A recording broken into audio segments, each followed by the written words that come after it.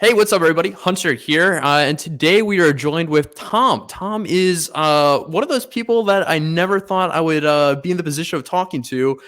He is the co-founder and CEO of Impact Theory, and if you didn't know, he's also the co-founder of Quest Nutrition, which is one of the largest nutrition brands out there.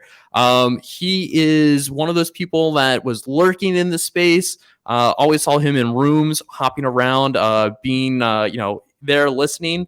And now he's out here talking, definitely up to a lot more. Now we knew what he was doing all his research for. He's about to launch his NFT project, which I think really aims to provide a lot of value to its holders, and is really kind of core to your ethos of, having impact on people's lives, bringing value to them. And I'm really excited to know more about it. Yeah, let's hop into it. How are you doing, Tom? I'm doing very well. Thank you. Thanks for having me on. Oh, of course. Would not miss this for anything. It's really funny how we kind of met. And I guess kind of like the background to how I know about you is you were in spaces. I always saw you there. And of course, like the verified, logo, like it stands out. And then I remember clicking, like, oh wait, this is the Quest guy. And then I told my mom, I was like, the Quest guy is in one of my spaces, because she, like, when I say my kitchen is Quest, like it's like you're at a grocery store. It's really bad. I like your mom already. Yeah. And so then I think it went to when you followed me, I called her. I was like, he followed me. Like, it's a big deal. And she's like, tell him I love his bars. Tell him I love the bars. Oh, that's so cool. So, not to get away from the stuff, but it's really cool that I've been able to connect with you and to know that this is a connection that I've made. And I really think you're a cool dude. Explain NFTs? When did you make the leap into it? When did it come across your board, your desk? And then what was your first thought? Well, I'll give you that. But first, you got to finish the story about how we came together. So I've been watching your content for a while. Like, yo, this guy's got really good stuff. Love it. Watch it religiously. And then one day I saw how many subscribers you have. And I was like, what? And I was scandalized. So I was like, yo, this guy needs, you have in business, I always tell people, you want to be in a position where all you have is an awareness problem. So you've got a great product and people just aren't aware of it yet. And so I was like, this guy, like, the delivery of value versus the number of subs is just not where it needs to be. Humbled. Tweeted that out, and then you and I connected after that. And but yeah, love your show. Think you do great stuff. Super excited to have you in the space. And then, what are NFTs? Like, for noobs that are just checking it out for the first time, the right way to think about NFTs really is the technology layer. So I'm obsessed with 100%. Getting people to think about first principles. So if you're reasoning from analogy, because I can tell you what NFTs are like, but then you won't be able to lead. You'll only be able to follow, because you don't understand it at a first principles level.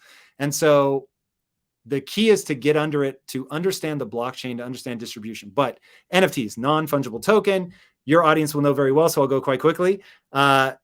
If it can be exchanged one for one, so take 2 5s, whatever. I have a 10, we can exchange those. Everybody's happy. But if I have a brushstroke perfect copy of the Mona Lisa, but I did it versus the one done by Leonardo da Vinci, you're not going to be happy with that exchange. Two different things. The poster on your wall versus the real thing in a museum. Two different things, even though they might look identical. Exactly. And so now what I want people to understand, this is where the revolution starts to get really interesting, because somebody's going to say, well, sure, but if I screenshot it, because you're telling me it's a digital version of the Mona Lisa, so I can actually get a pixel perfect representation, why does it matter? And the answer is metadata. So once you understand that in that screen grab, there's no matrix code, but in the original, there's this magic code that lets you do things. Can let you do things in the real world, can let you do things in the virtual world. And that will shift the paradigm for any entrepreneur that even thinks about community. And so I got introduced to NFTs, call it 6 years ago. And I looked at it and was like, oh my God, that's going to change my business forever. And then I promptly forgot about it because the tech wasn't there yet. And then, at the very beginning of 2021, somebody who I really trust was like, you need to look into NFTs. And I was like, I don't know what that is. And who was that? Her name's Lindsay. She's not very public facing. So anyway, Lindsay says you need to look at NFTs. If Lindsay says I need to do something, I'm like, word, let's go check it out. Totally. And went, looked at it, and I was like, this is that digital scarcity thing that I saw 6 years ago. I was like, I know exactly what this is. Within 72 hours of hearing NFT put together for the first time, I'd allocated millions of dollars in development. And so we just pivoted hard because I'd already been thinking about the concept of what the world looks like when digital scarcity becomes a thing. But, just so focused on building the business that I hadn't been looking at it. Boy, how I wish I had. And moved fast and have been creating a lot of stuff. And so now it's like that first project is sort of popping through, but we've got, all these roots under the ground. And so now Right. people will see that we're going to be able to grow very, very quickly because of all the infrastructure we've built over the last 8 months. Yeah. And so, like, I mean, you have like brand and IP, and you have so much to build around that it's not like I don't look at you and I'm like, what is he going to come out with? Like a profile project with about cats? I'm assuming, I could be completely wrong. I think I've seen some bit of a roadmap, but you're going to be providing kind of what Gary Vee has done with VeeFriends, but to like you, access to you and to the brands that you own and operate. Correct? Yeah, I think the way to think about it is for us. So Gary's amazing. I love everything about that guy. And in real life, by the way, he's everything you want him to be. Like he's as Right. awesome off camera as he is on. But we've taken a different approach to NFTs. So the way that Gary approached VeeFriends is he said, okay, I'm going to make one brand my everything. And I'm going to build value into that. And look, I'm a VeeFriends holder and imagine I'll hodl that shit forever because I think Gary will execute like a just madman. I think it's going to be amazing. But my brand strategy is very different than that. So we're trying to be the next Disney. So we see ourselves as the new house of ideas. And so Marvel used to call themselves the house of ideas, but somewhere in like the 90s, they really abandoned that whole approach.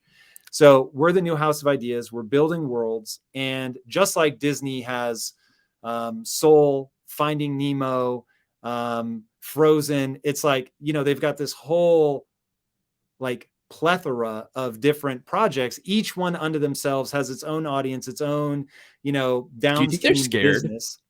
Do you think they're Disney? scared No, knowing no, that? no, no. No. They're Do too you think big to they be should? scared. Do you think they should be? Yes. And here's what happens to incumbents is they will dismiss me for years until it's too late and I've started eating market share. And then they're like scrambling to try to make up for it, but they won't be able to because it's not in their DNA. And so this is, so when we launched Impact Theory, I told my team, here's how this And, works. and maybe Okay? for those who aren't aware, explain impact theory. Yeah, so Impact Theory is a 21st century digital studio. So we do everything from comic books, TV shows, movies, scripted, unscripted. We do digital content. That's what most people know me for. So I do a bunch of shows from Impact Theory, Health Theory, Conversations with Tom, Relationship Theory. My wife does Women of Impact. So we've got a bunch of YouTube content, but it's a bit more big production value. Right. And our mission as a company is to make sure that nobody gets to the age of 15 without encountering a growth mindset through story. So we're going to make the next Spider-Man, the next Thor, the next Frozen, the next, all of those. And so right now, because the first thing that was easy to get out into the public is the YouTube style content. That's what people think of us as, but we've actually got more employees dedicated to the studio side. It just takes a much longer period of time to It's build very that IP time out. intensive, and there's a lot of, it's not just like, hey, let's record it, put it out. It is very much a building process. Correct. Where it could be 18 months and then here's the result instead of 30 minutes, here's the 30-minute result. That's exactly correct. So those projects are measured in years of development before they break through. But those are going to now start popping up and people are going to see what we've actually been working on. So we've been poaching employees from Disney. We've been poaching from Netflix, building out just an absolutely world-class creative team. And we take a Web3 approach is probably the right phrase to use, to building all of this stuff. So as we create the next whatever project, I won't reveal anything, then part of it will be an NFT drop. Part of it will be building out YouTube content, which we're very good at, all while moving towards, the full series or the full film. But we take a pretty different approach. And so to your early question, is Disney afraid? No. Should they be afraid? Yes. And I've lived this once already. So my previous company, Quest, as you mentioned at the beginning, we went from not existing to being valued at over $1 billion in 5 years without taking outside capital. And so the way we were able to pull that off is by understanding that every company has to look for their moment of disruption. And so when we founded Impact Theory, I said, okay, our job is to stay in business long enough to find our moment of disruption.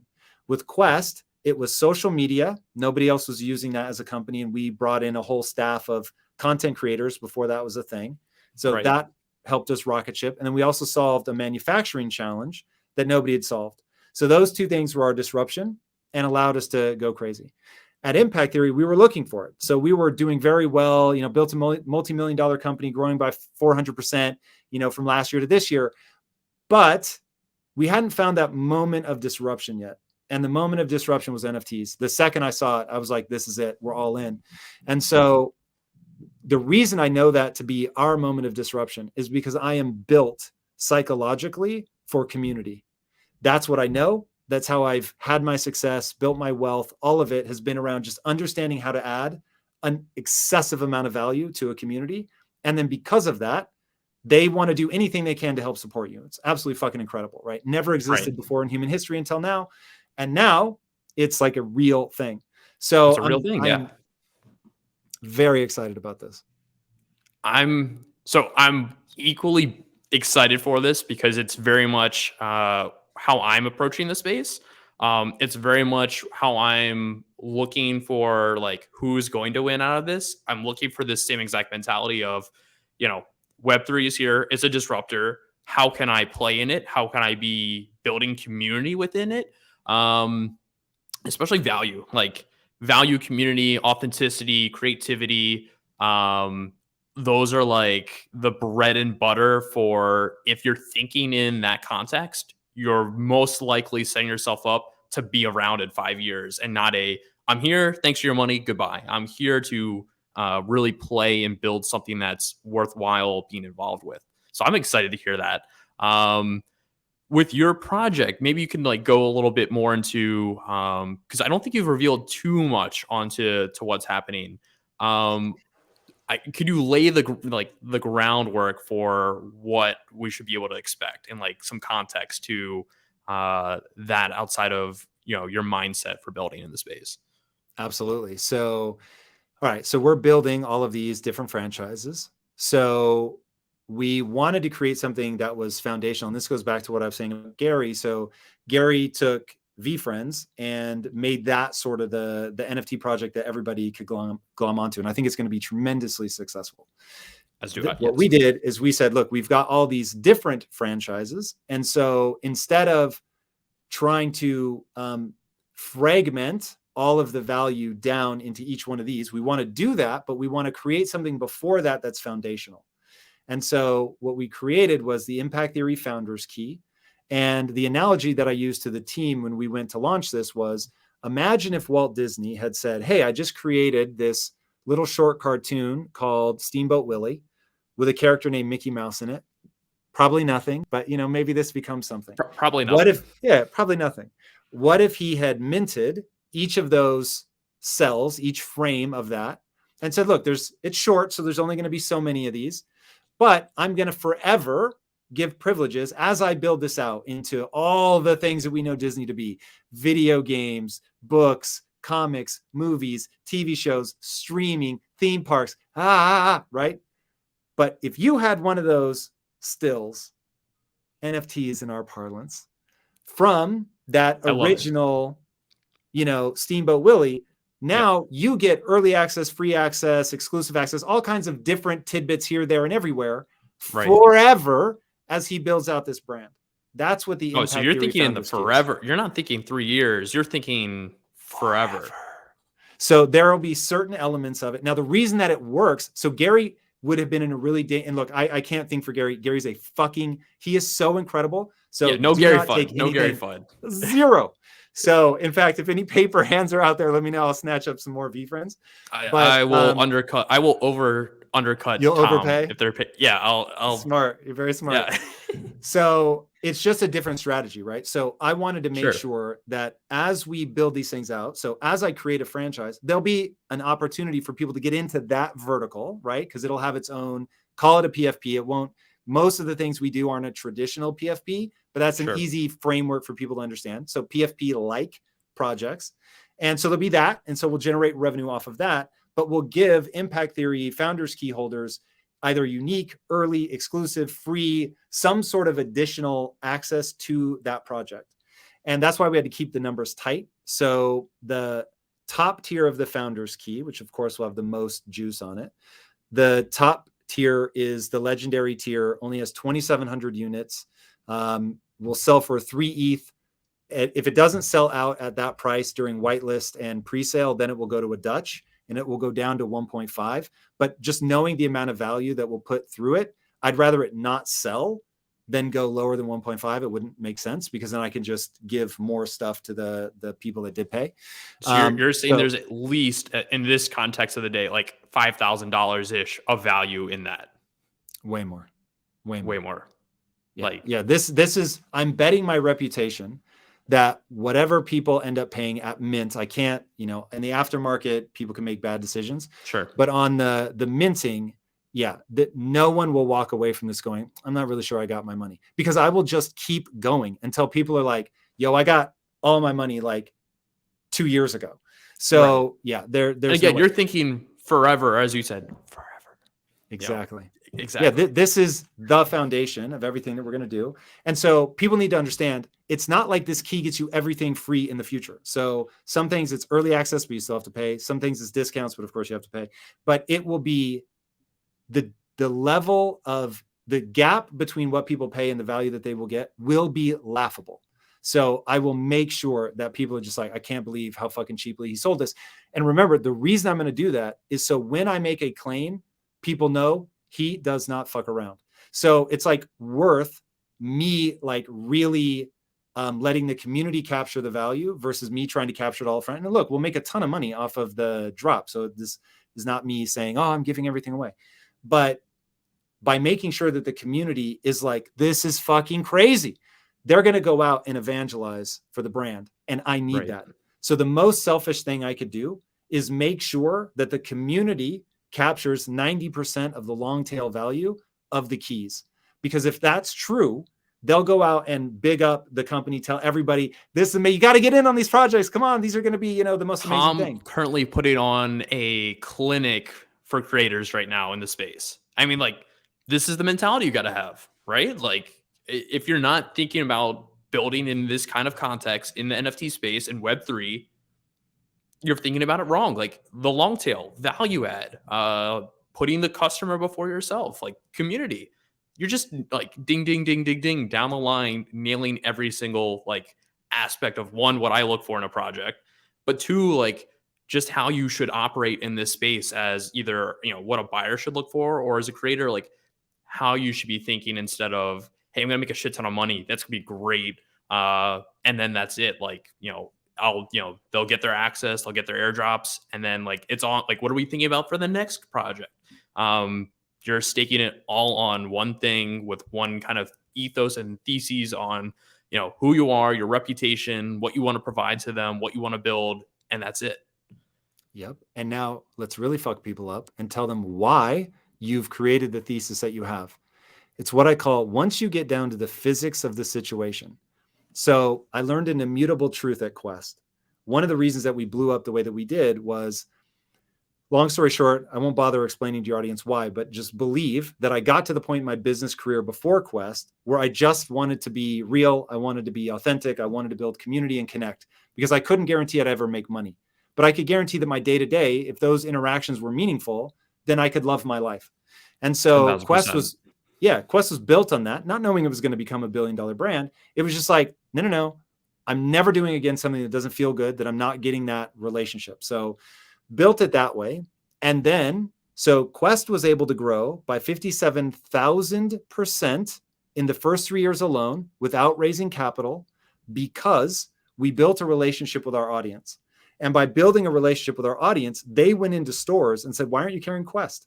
And so buyers from stores were coming to us instead of us going to buyers. And so we could say no. We said no to their offers for a year. And so you can imagine how many people are going into their stores every day. Like, why don't you carry Quest? Why don't you carry Quest? So finally, they end up agreeing to much more reasonable terms. And Right. because we had such a good margin, we could grow our business in a way that other people that went straight to retail could not grow their margins. So it ended up being this huge thing. So there's a guy named Ray Dalio who wrote a book called Principles. He's built one of the largest hedge funds in the world. And he said, whenever you learn a lesson, turn it into a principle. So I turned that lesson into a principle, which is that whoever has the relationship with the audience controls the negotiation. So to have a fiendish community that's like, dude, so I once had an employee, I'm not making this up, this is a real story. I once had an employee tell me, Tom, you care about my future more than my own mother. Now, I want you to think how hard an employee who really believes that will work for you, right? They'll fucking kill themselves. And the only price you have to pay is you actually have to care. And Right. so if you're like me, You got to give a love that fuck. shit, right? And if you actually give a fuck and you act in that way and you're consistent all day, every day about that, you get people who are like, hey, this isn't a game. You actually care about me. Fuck, Yep. I'm here for you. I'm down for whatever. I'm ride or die. Okay, so now you can build something really extraordinary. When you have an audience of people measured in the millions who, like, I was walking through a hotel in Vegas right before COVID, and a middle-aged man comes running out of a store, grabs me by the arm, starts crying, and is like, I went through a divorce and lost my business in the same year. You were the only thing that got me through it. Now, imagine, just content for free. So imagine having people for whom I have spent an untold number of hours in my life giving shit away just to change people's lives to have a moment like that. Now you do that enough, and you're also a for-profit company. But people are like, your marketing has changed my life. You didn't ask me to pay anything for it. The way you fucking market your products makes my life better. So and the difference between that and the traditional, the difference between that and traditional, where it's like, I want the sale, give me, instead of here you go, here you go, here you go. What can I do for you? How do I provide value? It is me to you, invaluable. And that's the, again, mentality. And that's the way I operate. It's funny. I have a similar story to where I could have taken a job and, had, been fine. And my whole reason I've gone the direction I've gone with everything I'm doing is I'd much rather have way more risk on the table, but build something where I can turn to my best friend and he's like, I have this idea, I want to do it, and say, go do it. Or find somebody in an audience who's like, hey, I really believe in this. Like, I want to be able to do it. Here are the resources. Let me help you. Like, I think the people that think like that and are thinking way more about others than themselves will actually do way better for like themselves, not to think selfishly, but they're building reputation and culture, which is invaluable. No doubt. So true. I mean, that's crazy to also think when you're speaking about that at scale. That guy running out of that store is one of how many, right? And it's because, really again, incredible. you care and you're thinking of those people. You aren't thinking of him specifically, but when you're making this content, when you're thinking about what are people's issues, what do people want to hear about, how can I give value to them, and then you're putting out in digital, it's going to touch on thousands and thousands and thousands of people. No doubt. Yeah. And, we're trying to scale that now. So, right, everybody has an animating factor, what they call the animus. So there's something inside of you that bothers you so much, you're not willing to stay in that world. And for me, I've worked in the inner cities a lot at this point in my life. And the thing that really, I just cannot abide is that right now in most of the developed world, your zip code is the number one predictor of your future success. And so I'm not okay with that. And when you see it up close and it's somebody you love and you're just like, this is fucking stupid. So you start asking, how have we ended up here? And you actually end up at mindset. You don't end up at, well, this is a money problem. Because if people don't understand money, you could throw money at them all day. You. Right. So it's, how do you think? How do you view the world? What do you believe to be true about yourself? What do you believe to be true about the world? Because your beliefs dictate your behaviors. Your behaviors determine your life. So basically, if your behaviors determine your life and your beliefs determine your behaviors, this is a belief question. Right. And so at first I thought I could just look into, well, honestly, at first I just thought, hey, I can bring all my employees and say, look, I'll come early, I'll stay late, whatever you want. I'll teach you anything you want to know about business, if you want to build a competitive nutrition company, I will teach you that. There is not a single thing I know that I won't just tell you, because I had so become convinced that this was a mindset problem, a knowledge problem, a belief problem, that it's like, cool, I just need to get these out. So I do it. It changes the lives of 2% of the people that I said it to. And it's amazing. And I still get people writing to me like, you have no idea how much you've impacted my life. It's incredible. But 98% of the people didn't do anything. And so I was like, okay, well, what do we have to do to reach the 98%? And the answer is you have to tell stories that empower them. Because if you're hitting them at the logic part of their brains, it's just most people, especially if they're older, like you're not going to get anywhere. But if you hit them in the limbic centers of their brain and the emotion, now you've got something. And emotion is a powerful thing when you actually start to understand the power of it and how to engage with emotion through story, especially. Dude, no doubt. So that was the beginning of what is now impact theory. Was like, okay, we're going to end up coming back to storytelling.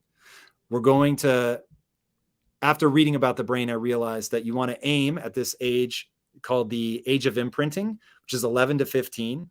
So it just more and more started to seem self-evident why Disney had become the biggest studio of all time, because they went after kids first, built their foundation there, because kids they suck up the culture in that window. And so if you're making content for them in that window in particular, it becomes a part of their adult life. And so that's what we're all about. And so the founder's key allows us to go create all of those properties, but yet give this early group of people access to win with those properties in a way that nobody else does, and reap the benefits through the straight utility from the keys. But also we obviously think over time we'll have crammed so much value through it that if they wanted to sell it, they'd be able to, and, obviously reap benefits there. 100%. God, how can you not love Tom? Like, you're making me like more excited on the space, but like my own principles, like you're hammering them in even harder, and like, I don't know, validating them like more. It's amazing to hear. Trust me, it works in the long run. So if you can give up a little bit of that short term, because look, I teach a course called business decision making. And if I just did an aerial shot of my house and stood out, on the front and had money raining down and like fancy cars parked inside my house and shit, people be like, oh, right, got to do it. I'm like, I do not want you would appreciate the money for like a month, and then you'd be like, well, I just fucked my brand. I thought 100%. Short term. I thought it short also money isn't real. Right. It isn't real. You can't guarantee the money. So here is a true thing about life. The money is not guaranteed. The success isn't guaranteed, but the struggle is. If you can learn to struggle well, now your life is going to be amazing. And because I live for that person running up to me in the middle of, a casino or wherever and being like, hey, you changed my life, then it's like, all the like showing the wealth side of my life isn't going to help you. It's like, that's not the important part. The important part is that I learned a set of skills that allow me to control my life. Now, when you give people the ability to control, especially their emotional life, everything changes. And so, yeah, that's like, play the long game. And if you play the long game, it will all come back to lift you up. And that's why, with Impact Theory Founders Key, is probably one of the most overlooked things. Like, we put IQ on such a big pedestal, but like emotional understanding and like self-awareness and all of that, like that's such a bigger. Are you ready for some really bad news, Hunter? So studies show that there really isn't a difference, that basically IQ and EQ are essentially the same, and you don't get people with super high EQ unless they also have high IQ. But all of us, so here's my obsession. I'm not very smart. And my whole life, I struggled with insecurities around not being smart. And people confuse my ability to talk fast with my ability to think fast. When you hear me talking fast, it's because I've thought a lot about the subject. And so then the two things collide, my ability to think deeply, yes, collides with my ability to speak quickly. But I am very careful not to talk about things that I don't know, because I can talk really fast about things that I don't understand at all. So one has to be very careful. So what I don't want people to focus on, because I lost so many years of my life worrying that I wasn't smart. And then finally, one day I realized, okay, none of that matters. What matters is that brain plasticity is real and that you can Mm, get good at anything, whether it's EQ, mhm. because that's like a real thing, the ability to relate to other people, to read a situation, to understand your own emotions. Those things are incredibly important, but they're skill sets and they can be Right. developed. Love can be grown, passion can be grown, desire can be grown.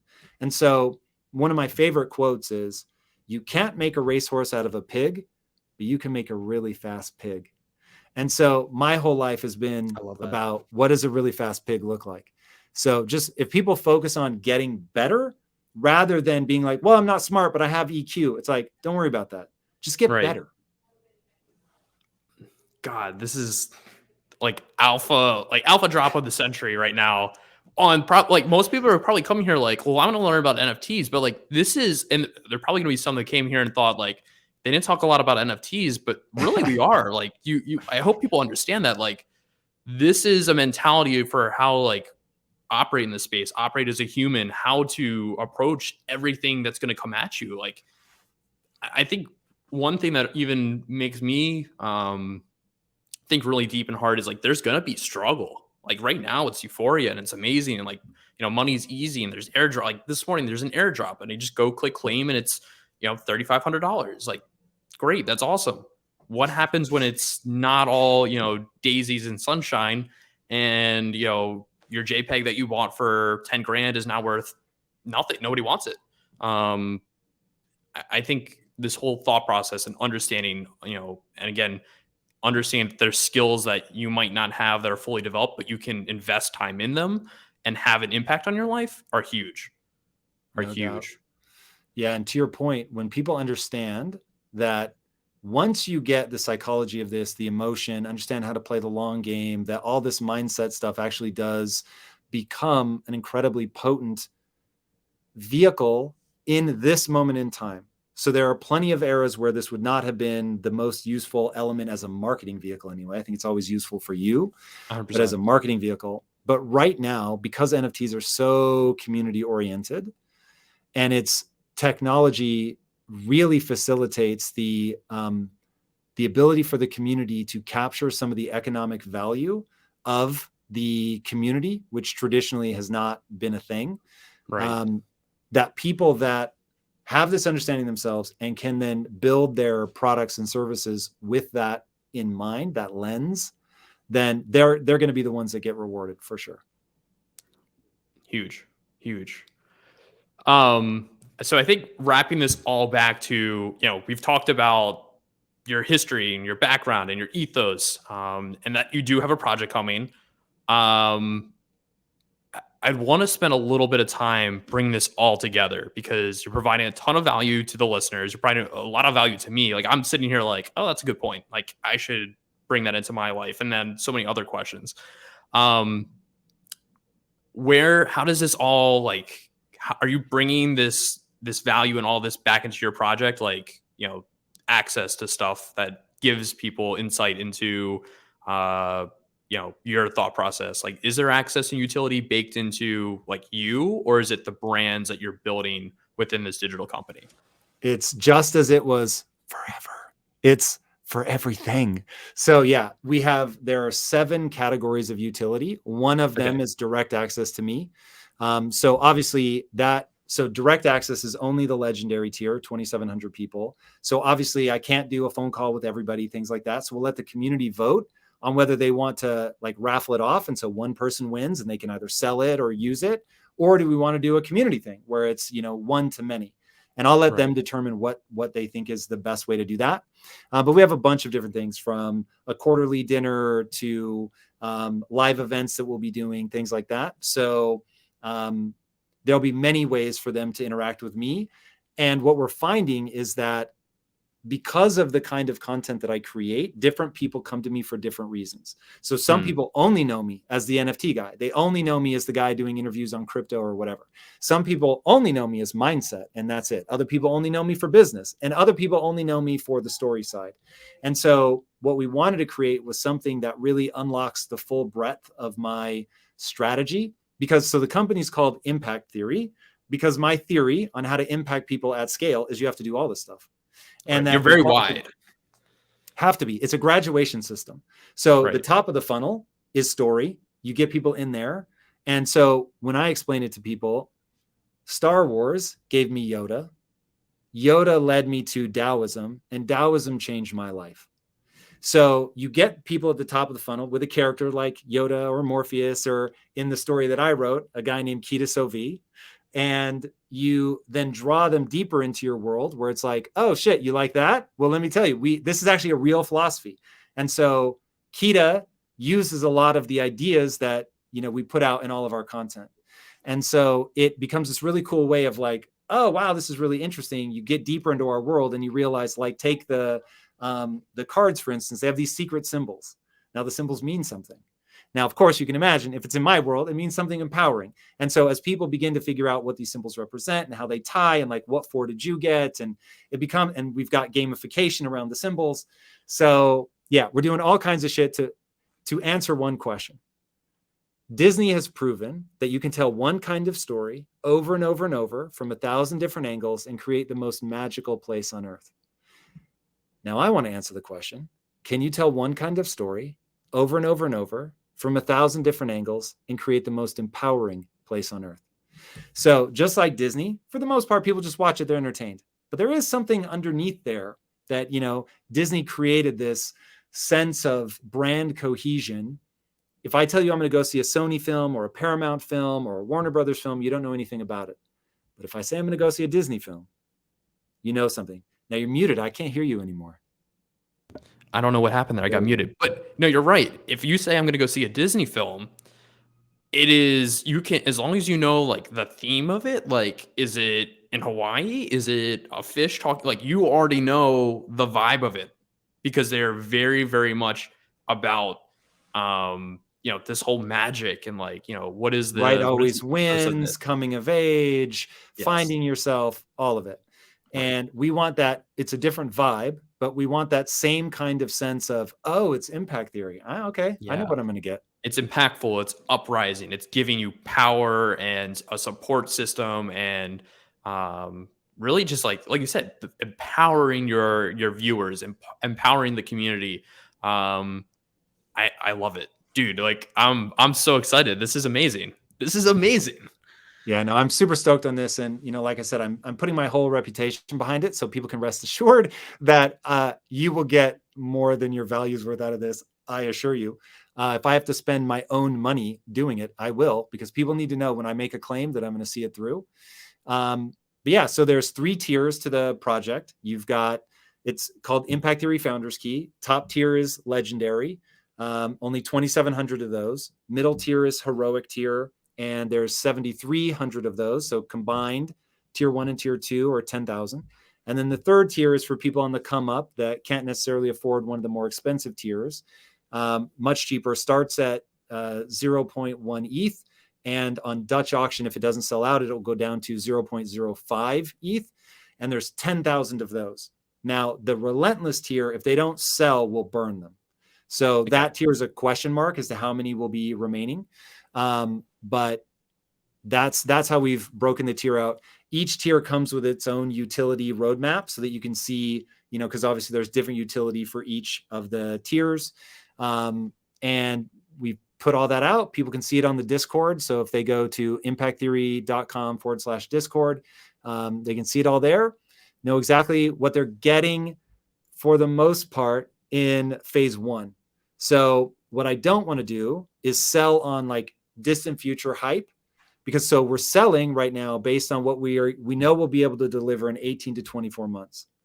Outside of that, mum's the word, we're not talking about it, because I want the community to be able to capture the upside of those announcements. So right. As we roll out phase 2 and 3 and people see what we're really up to, that's when as I say in the Discord, motherfucker's going to hemorrhage. Like when they see what we've really got planned, that's when people are going to trip out. That's going to be a lot of fun. Oh my God. Relax. You're like, I can already see my ETH balance going down the more you talk. Yeah. So I the know good this is news probably to is get other people to buy, but you're literally just getting me hyped up more and we more got and to get more. you in there too, Hunter, man. People listen I to you. know. I So know. yeah, no, I feel strongly. Look, if I've never put something out into the world that I wasn't prepared to stand behind. So it's like every word out of my mouth, nobody has to back up but me. So it's like there would be no point for me to hype something up. I have nowhere to hide. Right. I've been so public for the last 7 years. This is like as anti-rug pull as a project could ever possibly be. So yeah, but This I'm is really rug looking forward to push. people seeing it. You're putting the rug under people's feet and Yes, saying, "Have a nice seat. It's gonna be a great ride, and exactly. enjoy it." I love that. I love that. So if you haven't already, I'll link it below, the Discord link there. Go check it out. There's different tiers. There's gonna be utility, access. There's different price points. There's media involved. There's IP involved. It just hits every single point. And then there's Tom. Like the biggest part of it, you are putting everything of your name, your history, everything you've built around this, and really just I'm excited. I'm really excited. I love that. So each of these is going to be a frame from like this launch like video, correct? That's just the analogy. What they actually Okay. are keys. So they They're look keys. like an ultra fancy metal hotel key. And we know that isn't going to be like a profile pic that people are going to be into. So one of the things on the near term roadmap is we're creating this really cool, like this is really pushing the technology, creating this really cool like decision tree that ends up based on the decisions you make in that process and the actual card that you end up having will create a unique premium avatar. And that's all free, included in all 3 tiers. So super excited about that. That's unique. That's not Yeah. just, hey, you're going to get something random. This is actual, like your choices here throughout this interaction will give you this avatar. Hunter, motherfucker's going to hemorrhage. These are just the things I'm willing to tell people. When you start thinking about the things that we're building that I'm just not talking about, that's when people are going to trip the fuck out. Look, because of the SEC, I cannot say things like I guarantee, so I won't say them. But right. I will just say, all you need to do is look at my history of saying I'm going to do something and then doing it. My history as an entrepreneur, which is really the funny thing is the thing everyone should care deeply about, nobody really pays attention to. You can give somebody a lot of money. That doesn't mean they know how to execute on a business. Mm-hmm. Businesses are hard. Businesses are about galvanizing people and getting them pointed in the same direction, moving in the right 100%. way. If it's a DAO, it's, you have to galvanize very loosely organized people. If it's a traditional company, you've got HR, you've got a finance department. I mean, shit that these guys, they might be talented coders and artists, but they're going to now have to become talented entrepreneurs. And that is often a very bumpy journey in the beginning. So look, I've got a proven track record. I know how to do this. I've scaled companies before, run the math on 57,000% growth in manufacturing. You've been there, done that. Like, so exactly. And manufacturing, I don't think people realize is not like, oh, we just set it on a conveyor belt and it comes together. Manufacturing is hell. If it can go wrong, it will go wrong. 5 employees to 3,000 employees in 3 years. I mean, it's going from a 5,000 square foot facility to 300,000 square foot facility. It's crazy. Which is not a linear journey. No. That was definitely not.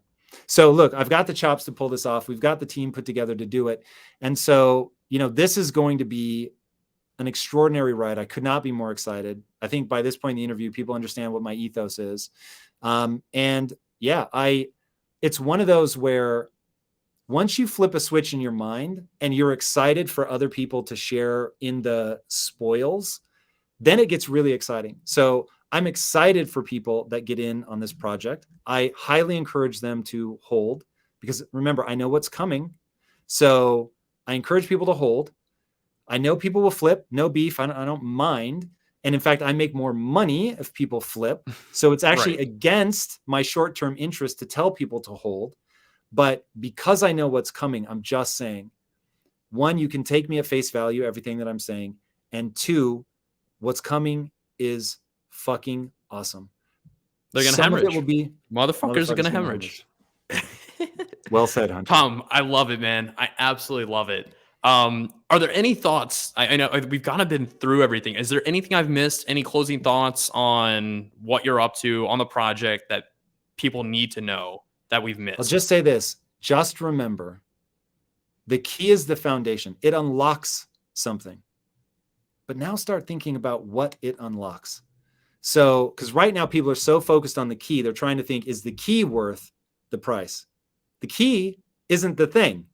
Even though we did like some really cool shit with the actual key itself, it's what the key unlocks.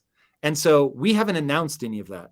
And why? Because I want the community to reap the upside of those announcements. But I will just say this. 3 weeks after the sale of the Founders Key is our first drop. It's not like you have to wait a long time. So we will What is the finish first the drop? sale. I can't tell you. I want the community to reap the benefits of that. But when people you can't leak a little alpha to us, Tom. Oh, sure. I can. I will tell you this. The symbol that we put in the roadmap is a Christmas tree for 2021. So I have every bit of faith that you can guess what kind of project that's going to be. If you know the studio that I referenced that we're going to be like, it's not too hard to get to the quality level of the project. And then if you know that that when I launch something as an NFT, I'm launching it as a franchise. You can start to put together, is this a short-term thing? Is this something that maybe they have a long-term roadmap for? So yes, that is, that's all people need. And then after that, it's, you know what? I'm playing chicken in some ways, which I've always said the greatest gift anybody can give you is doubt. I'm okay if people doubt me. I'm okay if at this point people are like, yeah, I don't know what this is going to be. Don't buy.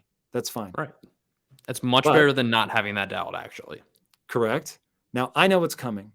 So I'm not going to reveal the drops. I will just say they're going to be very, very high quality. And we'll leave it at that. And we'll see what people do. I love it. Everybody, if you haven't already, go give Tom a follow. I'll link him below. We'll also have the Discord link below. Keep an eye on Tom. Going to be doing huge things in the space. If you haven't also, go try a Quest nutrition bar because they're quite delicious. Tom, thank you so much for joining us for an hour this morning. I know you're a very busy guy, and I'm excited to see what you do next. Thanks thank for you so having me, much. man. I appreciate it. Awesome.